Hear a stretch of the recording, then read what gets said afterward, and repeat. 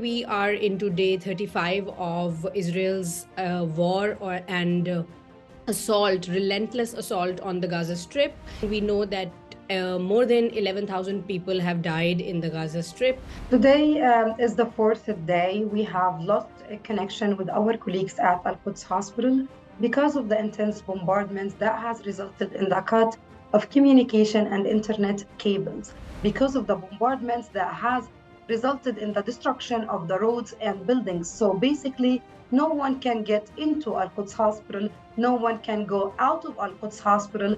Although we have taken all of these measures, we are only hours far, a couple of hours, and Al-Quds Hospital will be completely shut down because of running out completely of fuel.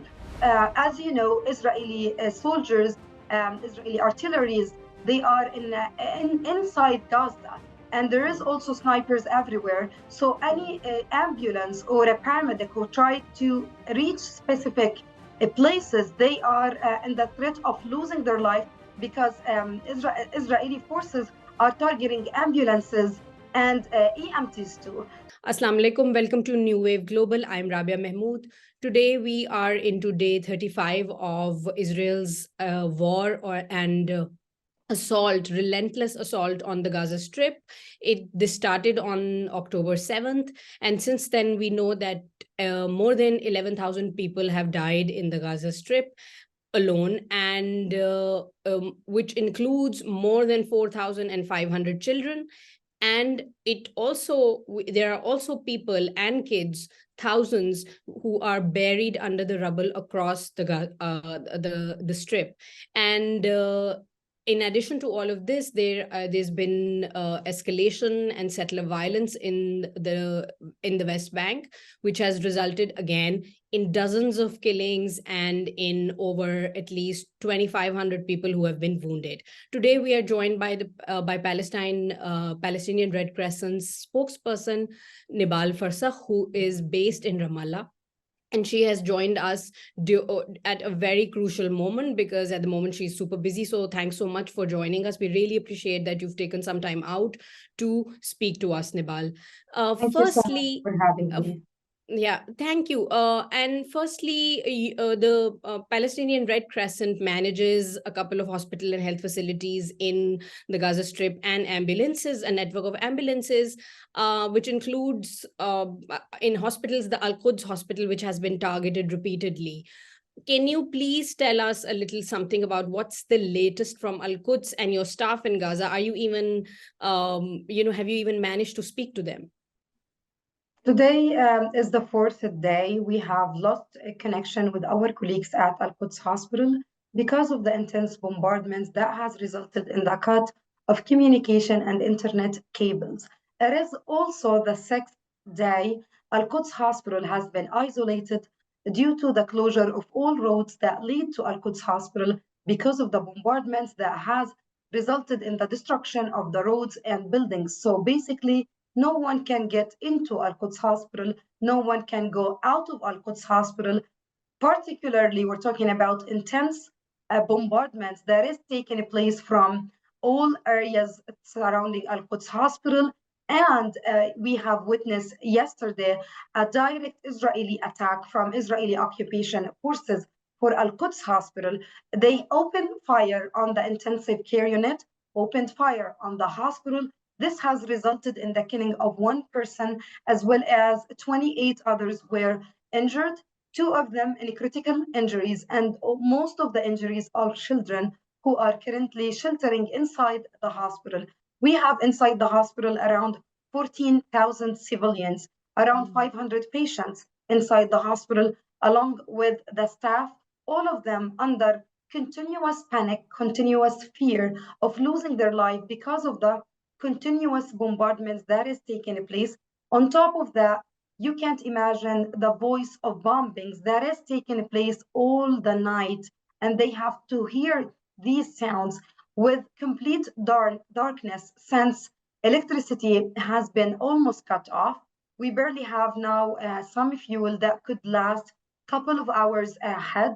We have already reduced all of our operations and services to the minimum. We have turned off our main generator, and now we only using the small generator.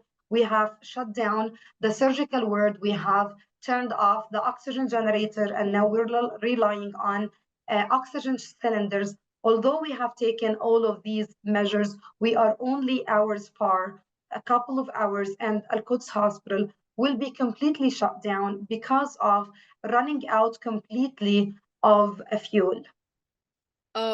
Nibal, thank you for painting this picture, very worrying picture for us.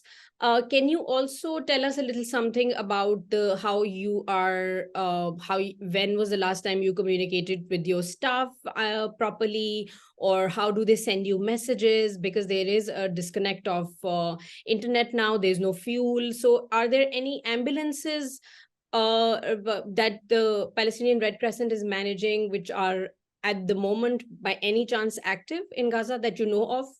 Absolutely. So basically, at the beginning of the escalation, there was around 18 ambulances that are working in the area of Gaza and the north. Unfortunately, now we only have 7 ambulances out of 18, 4 ambulances in Gaza and 3 ambulances in the north.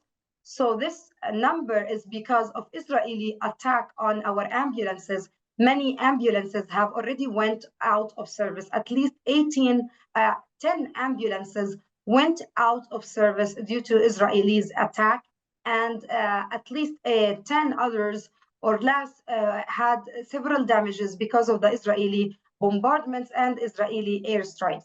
So now, according to the information from our teams, they have seen so many people who are killed in Gaza streets, and unfortunately, ambulances and EMTs are unable to reach out to them because, as you know, Israeli soldiers, Israeli artilleries, they are inside Gaza.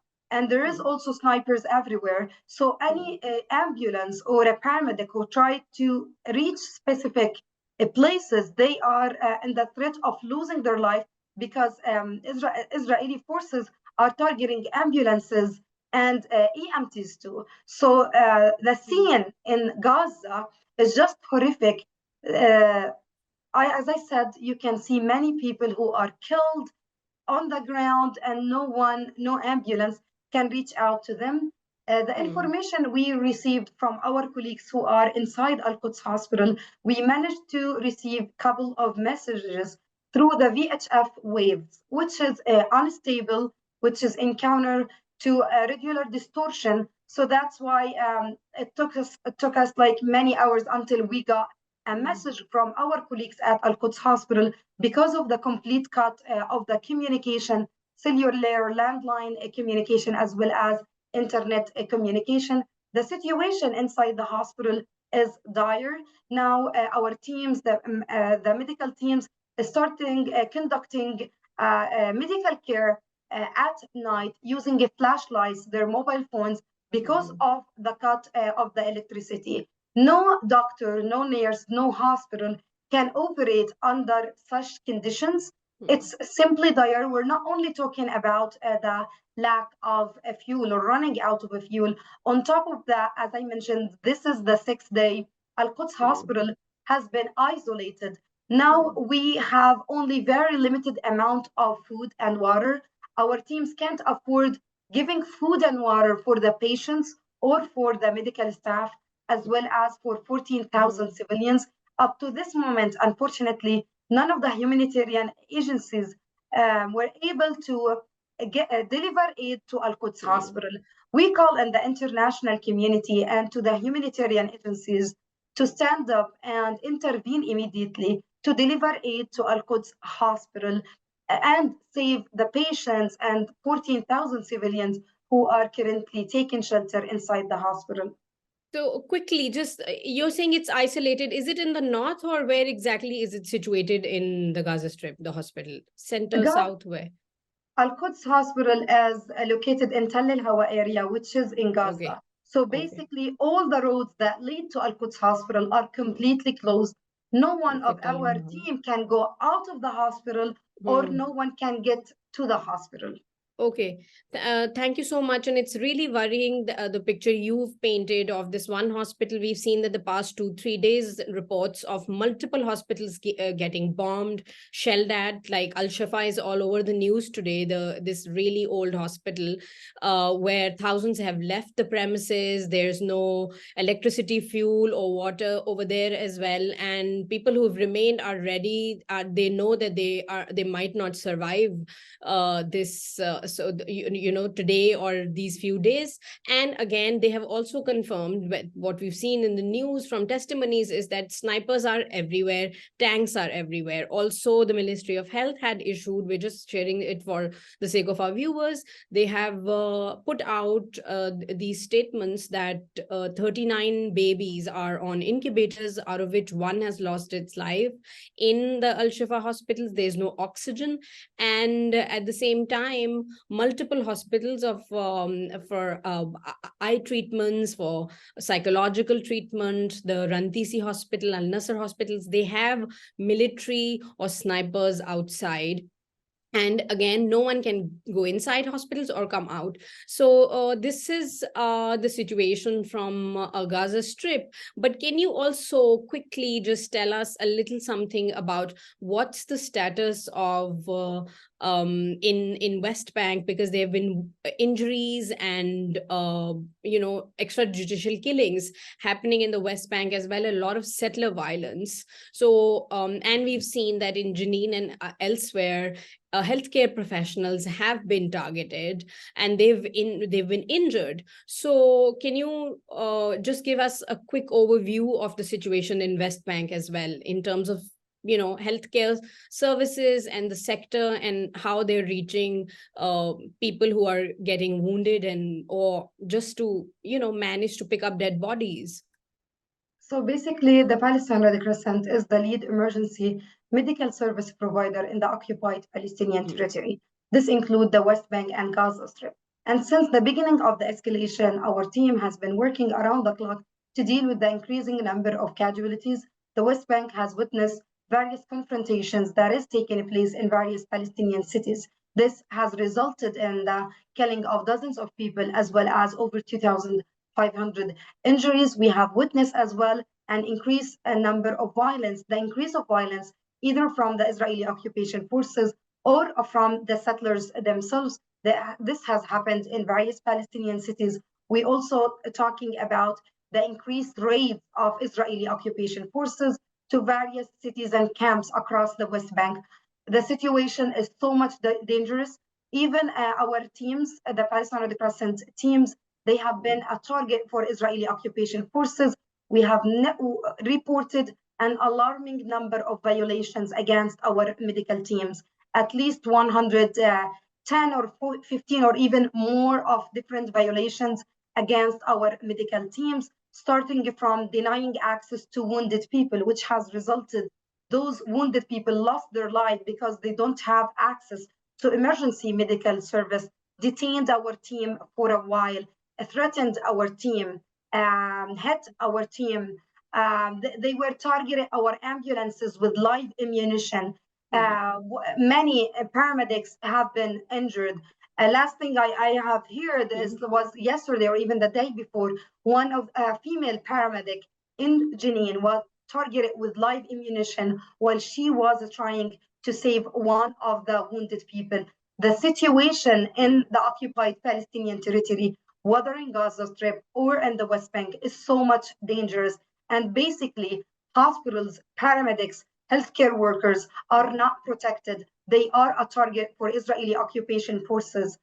Unfortunately, while paramedics and healthcare workers, along with hospitals and ambulances, should be protected under international humanitarian law, this is not the case in the Palestinian territory because Israel target everything and everyone. Our message to the international community is to intervene immediately to ensure the protection of civilians, ensure the protection of healthcare workers and healthcare facilities under international humanitarian law.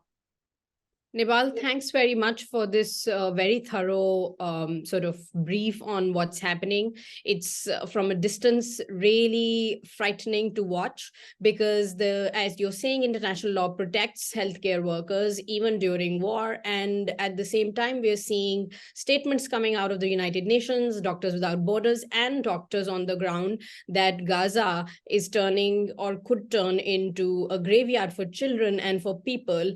And we've seen news of dead bodies remaining on the premises, which you're saying Al-Quds, the hospital you're managing, no one can go out or come in. This means that there are bodies inside and they have not been buried. And all of this is unfolding in front of us, and the situation is changing by the hour. By the time we will put this up for streaming, things might have evolved a bit more or gotten worse a bit more. But anyway, thanks so much for joining us and speaking to us and giving us your time. And thank you to our viewers for watching New Wave Global. Keep watching us, where we'll be updating you further on the story from Gaza. Khuda Hafiz.